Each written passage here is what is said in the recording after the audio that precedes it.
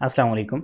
आज की इस वीडियो में ज़रा हम ट्रांसजेंडर्स के बारे में डिस्कशन करते हैं, क्योंकि ये एक बहुत कॉमन वर्ड है, मीडिया पर हर जगह यूज़ हो रहा है और डिफरेंट लोग इसे डिफरेंट तरीके से इंटरप्रेट करते हैं।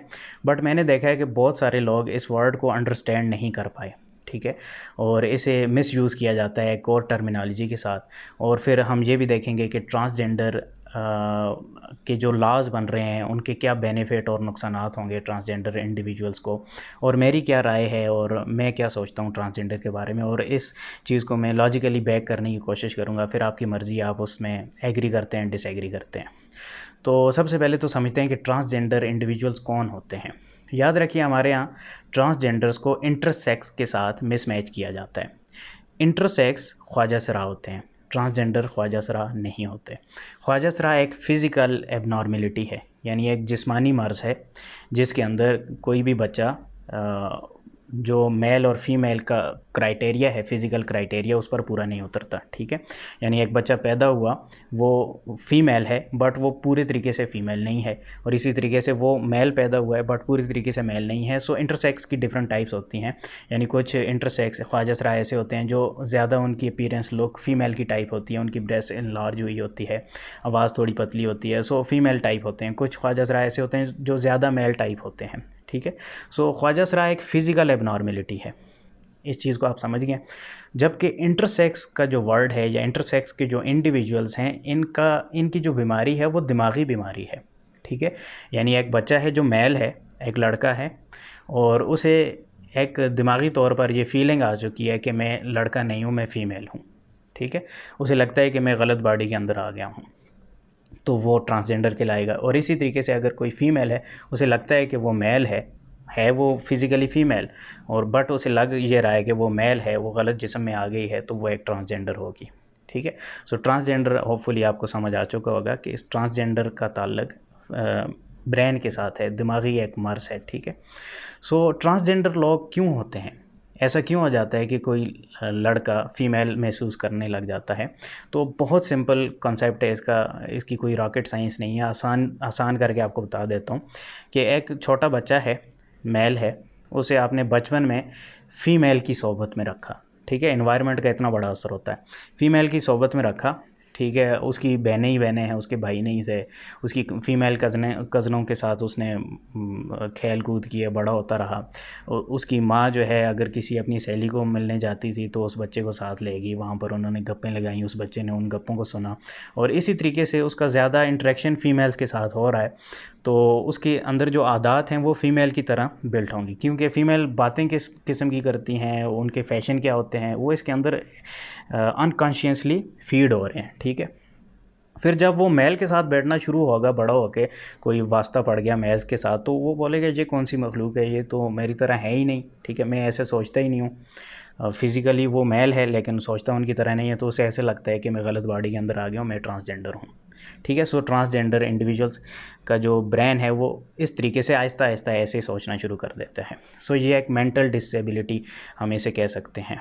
और इसी तरीके से फ़ीमेल के साथ भी ऐसे ही है कि अगर वो मेल के माहौल में बड़ी होंगी तो ऐसा होगा। अब इसको हम ओवरकम कैसे कर सकते हैं, काउंटर कैसे कर सकते हैं? सबसे पहले तो जो इंडिविजुअल्स ऐसे हो चुके हैं उनके लिए तो थोड़ा मुश्किल हो जाता है, क्योंकि वो एक ब्रेन डिसेबिलिटी उनके अंदर आ चुकी है और वो उनका सोचने का जो ज़ाविया है वो चेंज हो चुका है।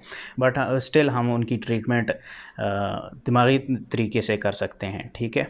और उन्हें ऐसी फ़िज़िकल एक्टिविटीज़ में इन्वॉल्व कर सकते हैं, अगर लड़का है जिसमें उसके मसल्स वगैरह बिल्ड हों, क्योंकि वो घर में ही रहा, उसकी फ़िज़ीक भी लड़कियों की तरह होने लगी, कमज़ोर कमज़ोर सा। तो वो जब उसकी फ़िज़ीक आएगी तो मेल की तरह फ़ील करेगा। और एक्सरसाइज से और क्या होता है कि टेस्टोस्टेरोन हार्मोन बिल्ड होगा। सो टेस्टोस्टेरोन जो है वो मेल हार्मोन है, ऑटोमेटिकली आपको मेल वाली फीलिंग्स ला के देगा। और जो ऐसे बच्चे हैं उनके लिए पेरेंट्स को ख़ास ख्याल रखना है कि जो लड़का है तो लड़कों को बाप और बाकी लड़कों की सोबत में रखना है, और उन्हें मस्कुलिनिटी देनी है, मसल्स वगैरह उनके बिल्ड करने हैं, एक्सरसाइज करवानी है, बाहर का माहौल देना है ताकि वो लड़कों की तरह फ़ील करें, ठीक है। क्योंकि एनवायरनमेंट का बहुत बड़ा असर होता है, और एनवायरनमेंट का अगर एक्सपोजर नहीं होगा तो फ्यूचर में जाकर वो बाहर क्या करेगा। अगर वो लड़कियों की तरह सोचने लग गया है तो वो बाकी एक्टिविटीज़ में भी बाहर इन्वॉल्व नहीं हो पाएगा। तो ये एक बहुत सीरियस कंडीशन है जिसमें पेरेंट्स को बहुत बड़ा अपना रोल प्ले करना पड़ेगा। ठीक है, तो बहुत सिंपल सा इसका यही आंसर है कि आपने उन्हें एनवायरमेंटल जो बिहेवियर्स हैं, एनवायरनमेंट का जो इफ़ेक्ट आ रहा है, माहौल का जो इफ़ेक्ट आ रहा है बच्चे पर, उसे आप किस तरीके से बच्चे के ऊपर लागू करते हैं। यानी लड़के को अगर आपने लड़के ही बनाना है तो आपने उन चीज़ों को उस बच्चे के ऊपर लागू करना पड़ेगा जो मेल्स से रिलेटेड हैं, अदरवाइज़ वो फीमेल की तरह बिहेव करना शुरू कर देगा। और इसके अलावा आजकल का जो सोशल मीडिया का दौर है उसमें कुछ ट्रांसजेंडर टाइप लड़के आए, उन्होंने वीडियो बनाई और वो बहुत हिट हो गए, तो ऑटोमेटिकली इस मूवमेंट को जो है ना वो एक हवा मिल गई थी।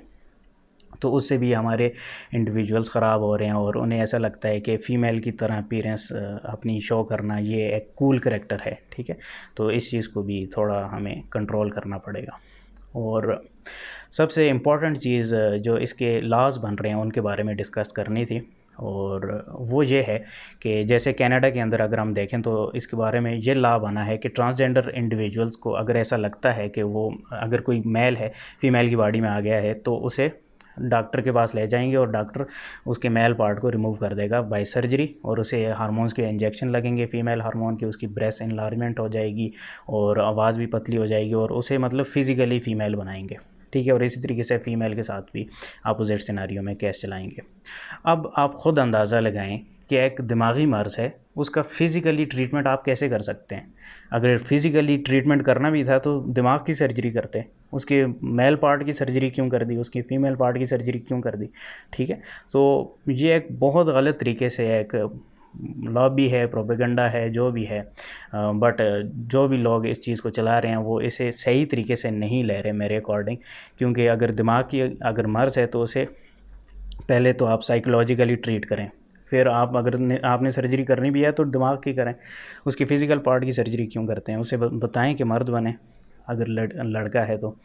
सो इसी तरीके से ये मेरे कुछ पॉइंट ऑफ व्यूज़ थे, मेरा व्यू था, ओपिनियन था ट्रांसजेंडर के बारे में। होपफुली आपको थोड़ी गाइडेंस मिली होगी। आप इस बारे में क्या सोचते हैं कमेंट सेक्शन में ज़रूर बताएं। शुक्रिया, अल्लाह हाफ़िज़।